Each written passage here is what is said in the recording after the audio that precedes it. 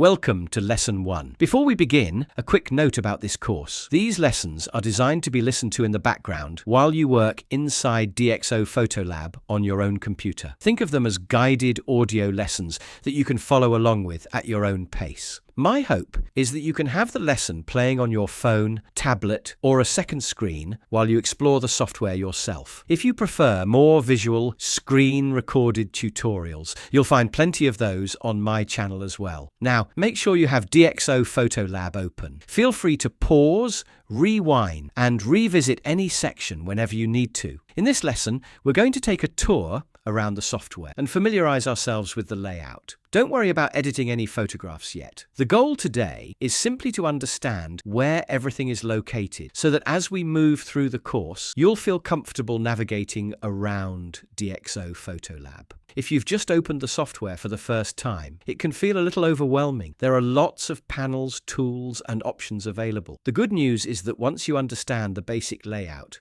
everything starts to make sense very quickly. At the top of the screen, you'll notice two main workspaces, PhotoLibrary and Customize. PhotoLibrary is where you'll browse and organize your images. Think of this as your starting point whenever you open the software. Customize is where you'll do your editing. This is where we'll spend most of our time throughout the course. In the center of the screen, you'll find the main preview area. This is where your photographs will appear and where you'll see your adjustments applied in real time. On the left-hand side, you'll find the navigation panel. This is where you'll browse folders, drives, projects, and collections. On the right-hand side, you'll find the editing palettes. These contain all of the tools we'll be learning throughout the course, including exposure adjustments, color controls, noise reduction, cropping tools, and much more. At the bottom of the screen, you'll normally see the Filmstrip. This allows you to move quickly between images when you're working on a group of photographs. For now, spend a few minutes clicking around the interface and becoming familiar with where things are located. There is no need to change any settings or make any edits just yet. In the next lesson,